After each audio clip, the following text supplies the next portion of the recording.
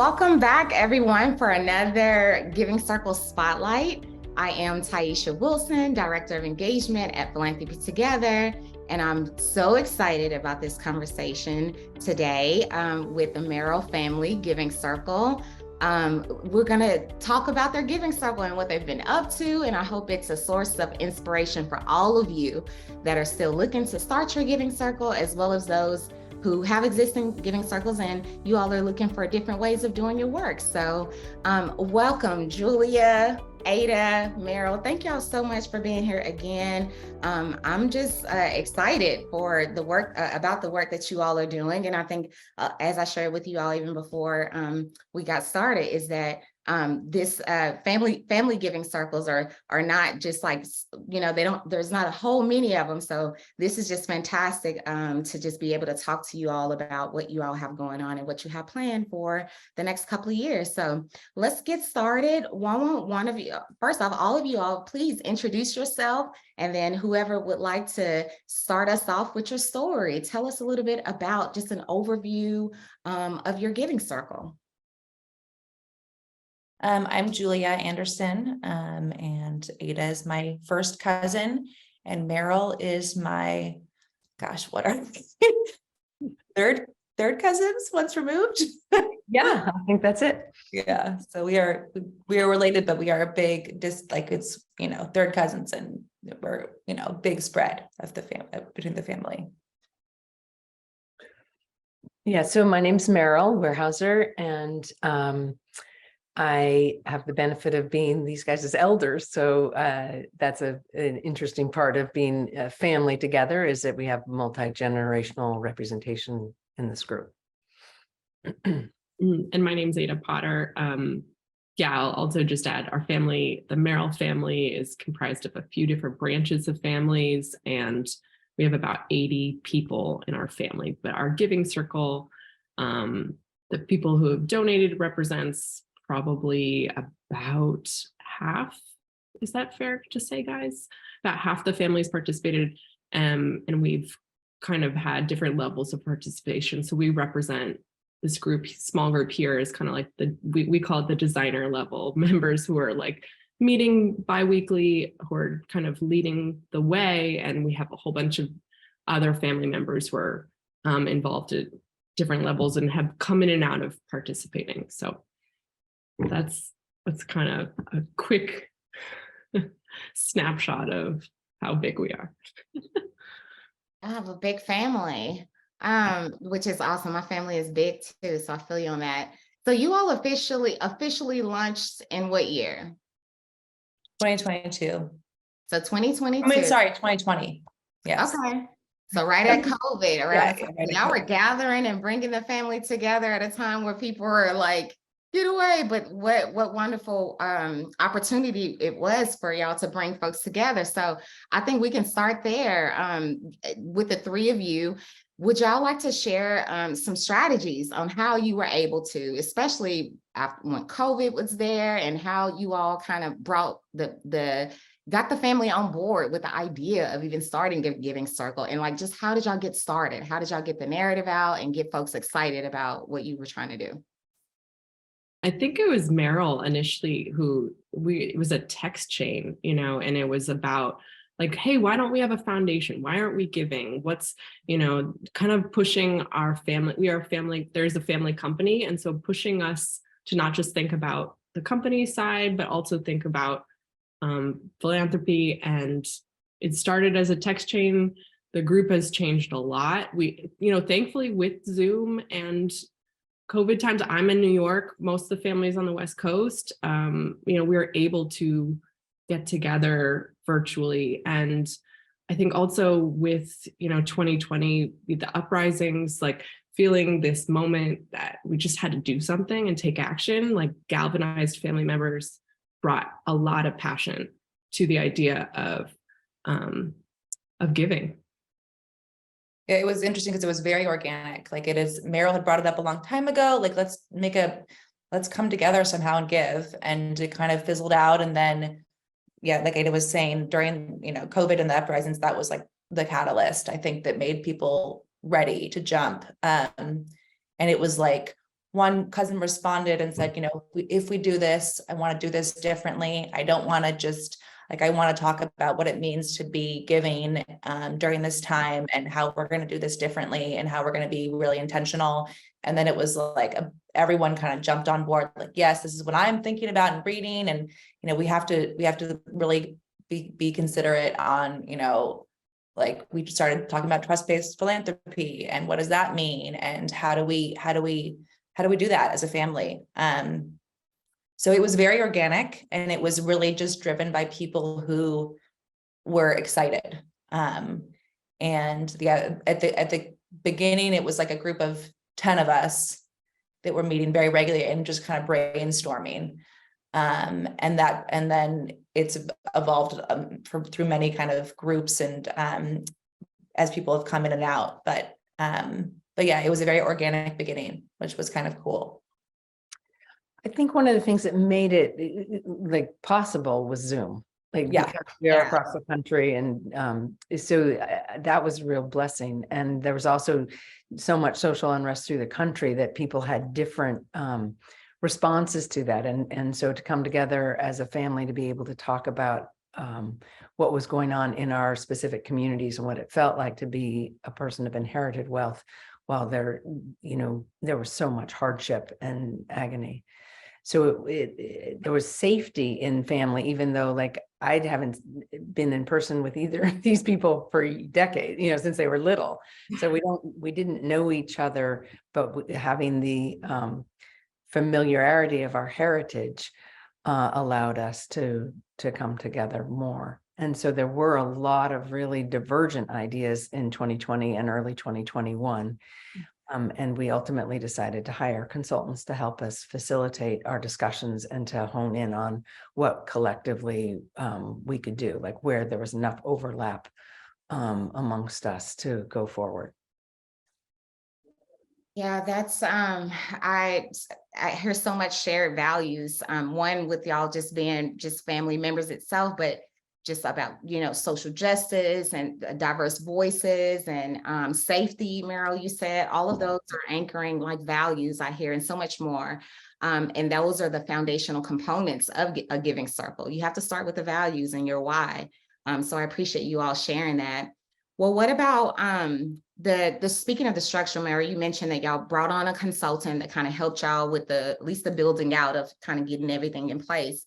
So once that was established, how did y'all collectively decide on like how much each member should give and what's going to be the focus areas, or, just if y'all can elaborate just on all of those details, specifics of your circle. Did we do Doc Reed before? Yes, I think we started with education, actually. Even before hiring the consultants, we were interested in learning together and creating like a space of finding, like discovering our values as a family. So we actually started with anti-racism training and a course on anti-racism, and it was through a professor actually in Seattle. So we started with education, actually, which I think was what brought a lot of people on board in the beginning. And then once we kind of went through that, we knew we were ready for action, and that's when we hired Phila. So yeah, you guys can add to that. Yeah, and so then once we were ready to figure out how to give together, we knew that we wanted to be as inclusive as possible. And there's so we didn't set any like minimum, you have to give X amount. Anyone was welcome to participate both in our meetings as well as giving at any level. And that's been a priority for us going forward, where there's no pressure to participate. It's much more invitational. And how often are y'all meeting? Because y'all meeting virtually, which is, yes, the power of Zoom, right? Bringing us all together across the world. How often are y'all meeting, and how many grants are y'all or would y'all like to give out, or have you given out like per year? Yeah, we initially were meeting like bi-weekly, and yeah, big shout out to Philanthropy. I feel like they really helped us coalesce all these like big ideas into like a plan of action. And they helped us draft a giving guide and introduce us to trust-based philanthropy and thought. So our grants are always unrestricted. We aim to do multi-year grants. So now this is our second, we're trying to get our year 2 grants out the door. And we're just, so I also want to touch on, we all kind of came together around, our inheritance, the history of our family. So we come from the company I referenced is a lumber. It was initially a lumber company in the Northwest, and now it's diversified into kind of real estate development and senior housing. And so thinking critically about that history, we felt strongly that kind of our issues and themes were social justice, housing justice, and Indigenous sovereignty. So wanting to connect with Indigenous groups that were, affected by our shared history, and start to think, hopefully, repair and heal and learn from those experiences with them. Yeah. With a particular bent also with climate justice. Yes. I love that. I'm wondering, like, because it seems like that first year, y'all were learning and just digging into your history, and it sounds like some acknowledgement was there, and just having the space for you all the safe space for y'all to not only learn, but then also to allocate out the grants to the organization. So what did y'all hear back from your family members? How was that first year? How was the experience overall? I think that first year was the most challenging, and the most exciting. I think, we were learning a lot, and, we're doing kind of unbridled conversations, and noticed that actually some things were not what people wanted to engage in. And, like the more we kind of went one direction, we kind of talked about, okay, what's the balance of going deep into this and being authentic, but also not alienating some people who have not delved into this yet and who have interest but are on the edge. And, how do we bring people in without sort of being too extreme in some ways, or talking about history that's triggering for some people. So that was a challenge. And I think there was some people that I think we lost early on because I think we were not, like, when I think about our history, but we would share stories of history and our research. And I think from a younger generation perspective, I'm not as connected to that history, and that I'm not, it's not I'm descendants, from generations and generations, whereas, my elders they're very tied to that history. And it's probably more uncomfortable.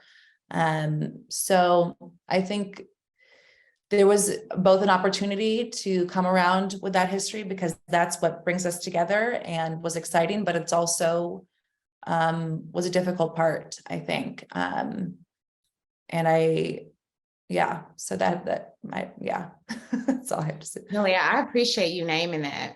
I have a giving circle that we started in 2017, and I train folks all the time how to start giving circles. And that first year, it is hard, to your point about, especially wrapped around the conversations, that learning piece, and just anchoring everyone in and meeting everyone where they are. And so I appreciate you just naming just the friction and challenge that might come about just that first year.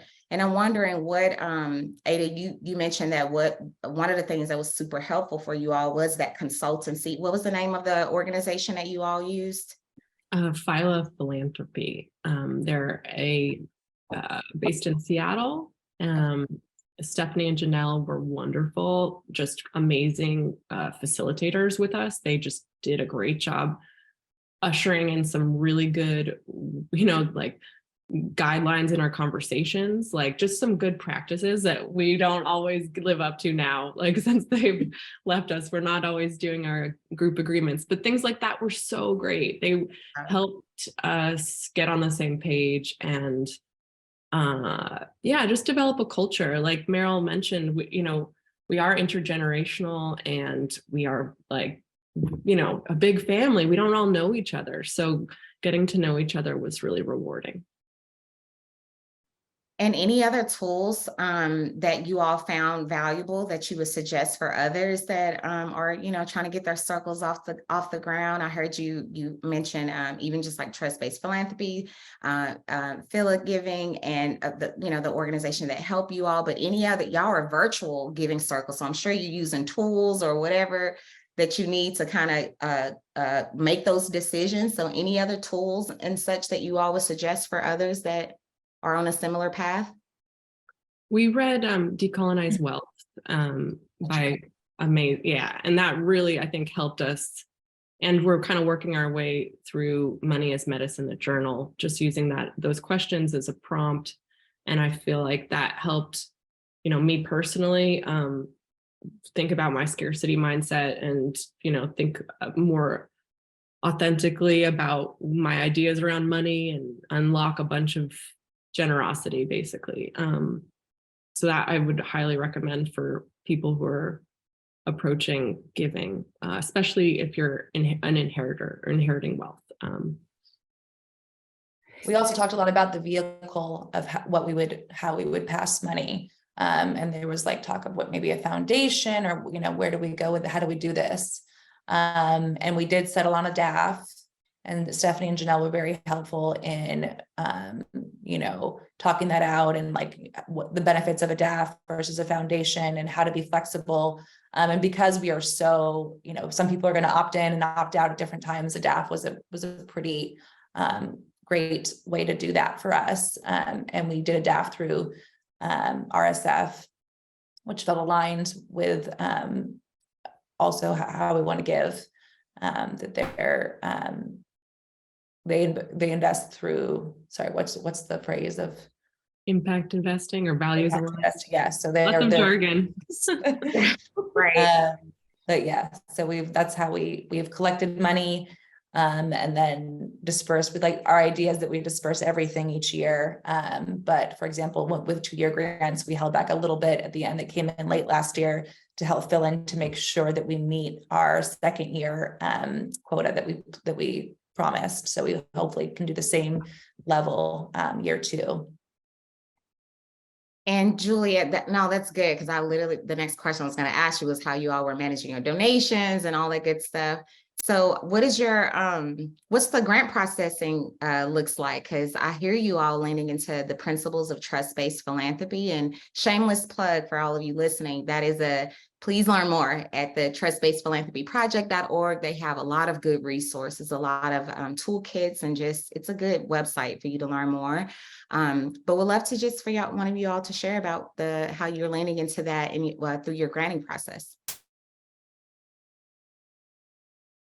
So we started with a big research, like who are the community organizations on the ground doing the work? And then it is really just like hoping, for example, we gave to the Potlatch Fund in Seattle, and they do participatory grant making. So they're asking community members to be involved in the process. And that felt so cool for us. It was like, who are we to say where the money should go? So really feeling like participatory grant making where community members are really have a voice and a seat at the table, that felt really exciting. Yeah, I mentioned unrestricted grants, multi-year grants, feeling like we want to build relationship and be there and not be a burden either, not have expectations tied to the gift, and learn from the folks that we're partnering with. And I think we've learned a lot on how to give in a way that invites a relationship and doesn't feel transactional. I think we're still, a lot to learn on that, a lot to unlearn in terms of money and capitalism and transaction. But We all have a lot to learn. I'm still learning and I'm in the work for 10 years. And it's money stories and it's unlearning and relearning. So, so true. Well, philanthropists are oftentimes within philanthropy, we use this concept of using the 5 T's: your time, your talent, your treasure, your testimony. And I'm wondering, because we know I can hear the spirit of y'all family giving circle, and I'm wondering, because I know it's not just about the money, to your point about it not being transactional. So I'm wondering, what other ways are you all are hopeful to support some of your grantee partners beyond the dollar? I think we're still figuring out what that would look like. I think ideally, I mean, the great thing about Potlatch is it feels like we can engage in trust-based philanthropy in this early part of the process of where we are, because they have it built in. I think in the future, our hope is to really build a relationship with these organizations to learn more about what they need and where we can show up. I think the other part of this too is like, how do we make our biggest impact through who we are?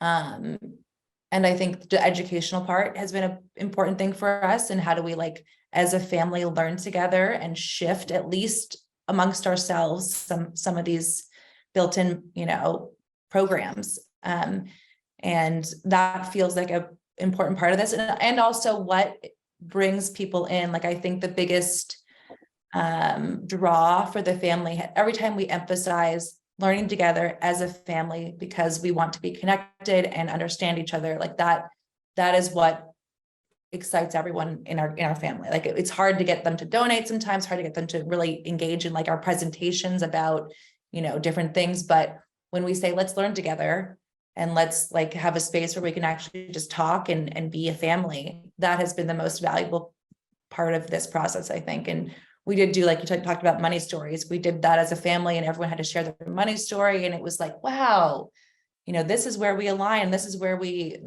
have the same messages. And that was very cool. So because we're so early in this, I think like the educational part as a family feels big. And then hopefully that will translate into relationship building in our community more. I think one of the things we've bumped into is, over the last couple of years, having big vision and big aspirations, and then really like on the ground, what does that look like? Because we all have other jobs or kids or lives, and this isn't the primary endeavor that we have. And so we've had to kind of tolerate that we're not going to be able to do everything all at once. And so, like Julia said, one of the aspects of that has been generative is that people want to learn together. So like a book group or reading a chapter in a book and being able to come together on Zoom and discuss it, or have one of our grantees come and speak with us and engage that way in terms of their work and passion and how it plays out. So there are lots of ways to stay informed and build relationship, but it is it unfolds over time. So it's not all at once.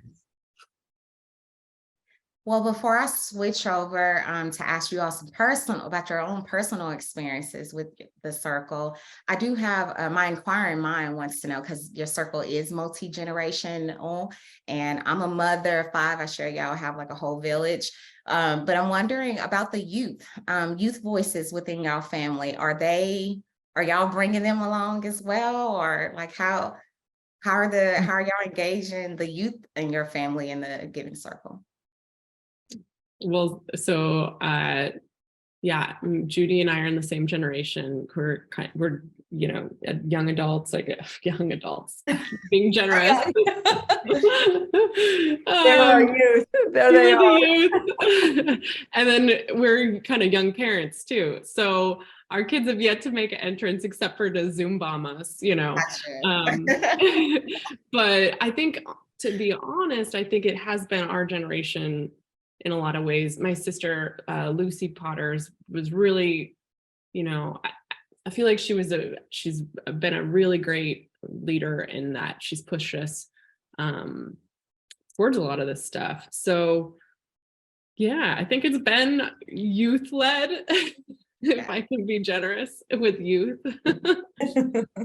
Totally. Okay. Well, thanks for that. I'm a millennial and I totally agree because and to have those diverse voices, I just want to lift that up because I love the fact that y'all circle is multi-generational and it's not for a certain group or whatnot, because that's the goal of this work of collective giving is diversity, is to open up the different perspectives and experiences and all of that. That makes us all stronger, y'all. So I'm excited for y'all.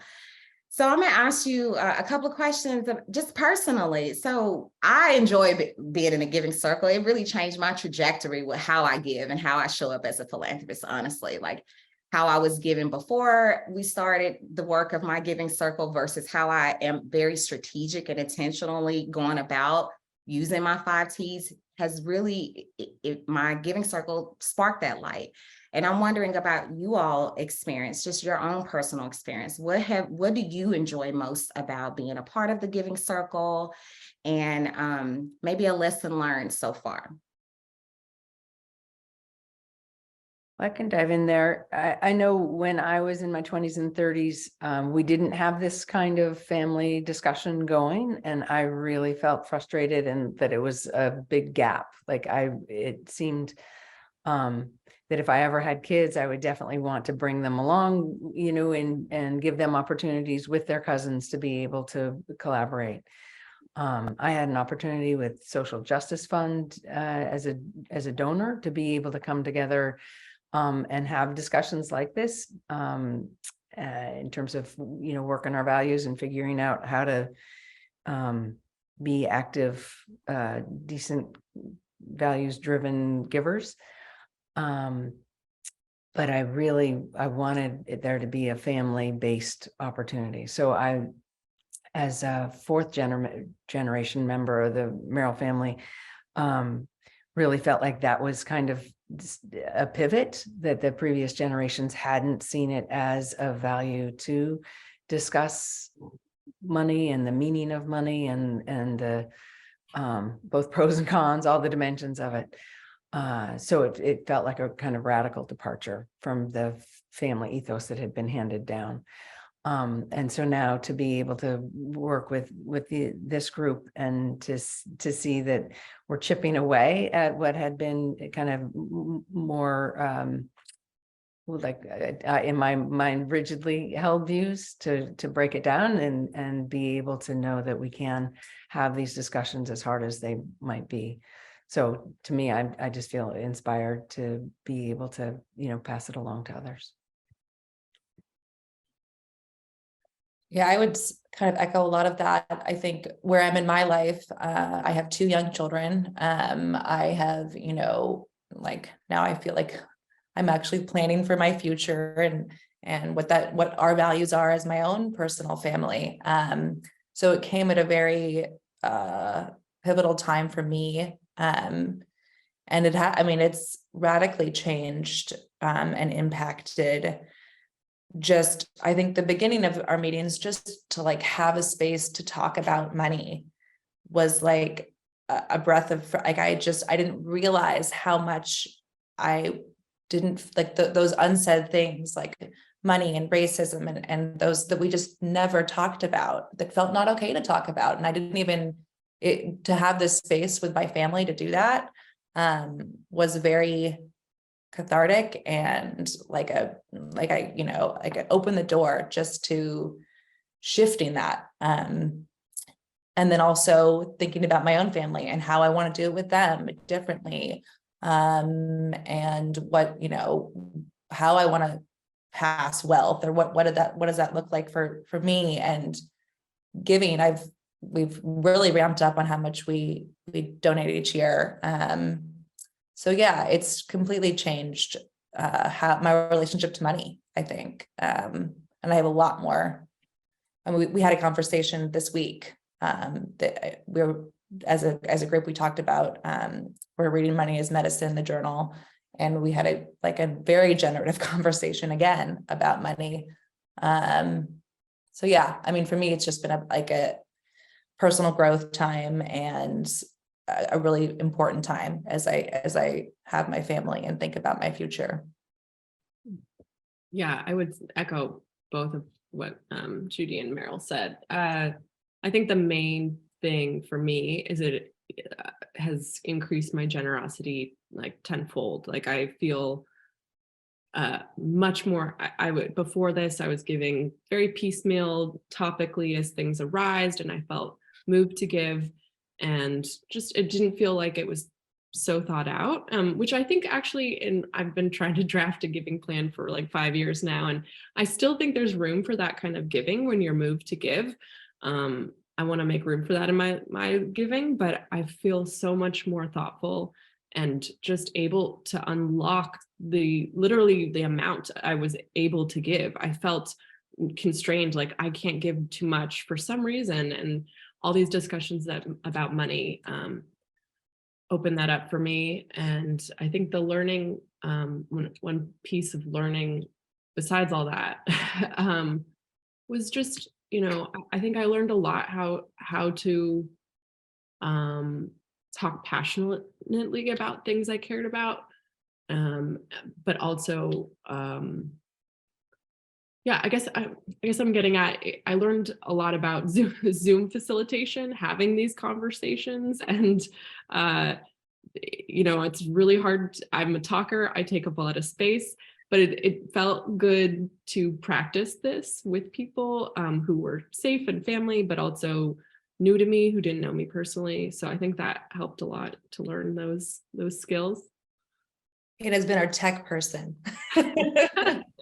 I'm a millennial, and I'm like the worst tech person. So I definitely feel you, Ada, like in terms of just the growth and being able to flex your facilitation skills in the experience of being a Giving Circle member. Yeah, I thank y'all so much for sharing that personal piece, because this work is it has to be personal. So for y'all to just share your hearts on your why is very important for all of us to hear. I'm wondering now, like just in thinking about, when I think of family, I think of legacy. I think of love and like the now, but also what's to come, the future generation. And I'm wondering, what legacy that is it that you all want to leave through the work that you all are doing with your Giving Circle?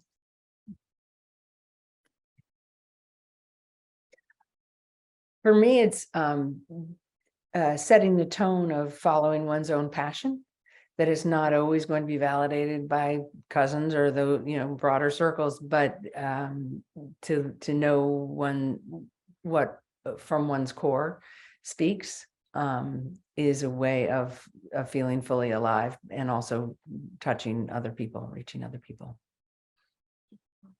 It's funny, legacy is a word I feel like I heard so much growing up, like the importance of legacy, and but that's been mostly kind of tied to multi-generational wealth and like building wealth, I think. And what does that mean? Providing for the future generations. That's what I was told was legacy was kind of. And yeah, as I have my own kids, I want to like rewrite what legacy means. And I'm going to refer, we talked again as a group this week, I was just talking about that, and Merrill mentioned just the idea of raising your children in a way that you can trust that they will make the decisions that you hope they will, without controlling what they do. And so just to raise my kids with the values that I hope they have, and trust that they will pass that on.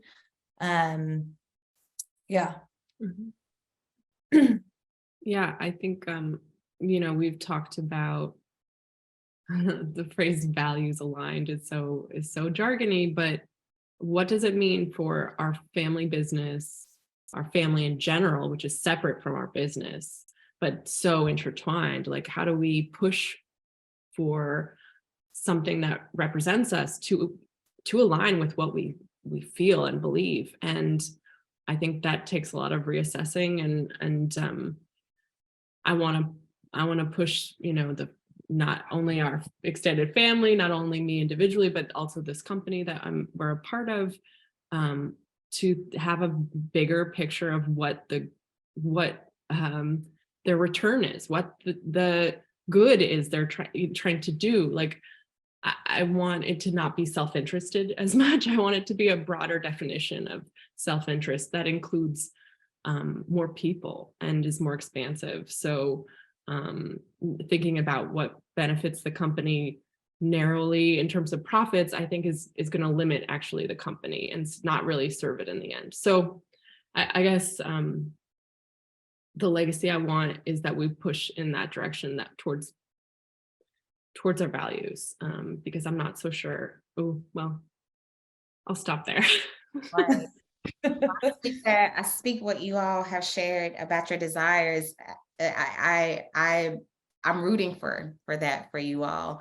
And yeah, like I literally can talk to y'all for like another hour, but I know I can't. And so I'm gonna land this plane. Let's talk about the future. What y'all have coming up? Like how are we ending, or how would y'all like to end 2023? I know we're still in Q1 or whatnot, but plans for the rest of this year and future goals, money, whether it's money, amount of money y'all want to move or whatever the case is. So how you want to, end this year, and then plans for the future of the circle, goals. What do y'all think? Mm-hmm. I mean, so we are hoping to get these grants out. And then I think we're trying to maybe take a beat and do some more research, do some more reflection, and then reassess the next, kind of grant cycle. And the other goal is for us to meet in person, hopefully in the Northwest this summer. And so we can all be in the same place, have a little retreat. Hopefully that'll be kind of a nice moment to reflect. And I think the hope is that it's sustainable. We want to do this for the long term. We want to invite more family members in. We want to be open and welcoming and grow these relationships. So those are the things. They're kind of like, I think we're going to hit a nice moment in the summer and fall of this year where we can kind of take stock and then take a next step. So I just want to clarify, everyone's been invited in. We're Right. hoping that they'll respond to their invitations affirmatively. That's awesome. Yes, all 80 plus. That's the goal. I love that all members will see themselves in this, in the work that you all are building. I mean, and create the legacy y'all are creating for the family business, and like just with your philanthropic efforts. I'm so excited for you all. Is there anything else that y'all feel that folks should know, or that you want people to know about your circle or this work? Any last words for the everyday philanthropists out there? I guess that the biggest takeaway I felt is just like to focus on relationships feels like the most powerful thing that I've learned with this, like focus on the relationships that we're building as a giving circle, and then have that translate into the community. I just feel like that is what has kept us going. The relationships we've created amongst each other, and then and even with the broader family, those have come in, it's been a very deep connection when they come in. It's a different type of, I've had different types of conversations with people I've known my whole life. Like there's an opportunity here to really like shift relationships, build relationships in a powerful way when you talk about values. Well said. yes. Thank you so much, Julia, Merrill, Ada. Like I hope and wish the best for you all as you continue to grow and evolve and bring more family members in. We've spoke a lot about many different things: multi-generation values, wealth, legacy, family, all the things. And this is life.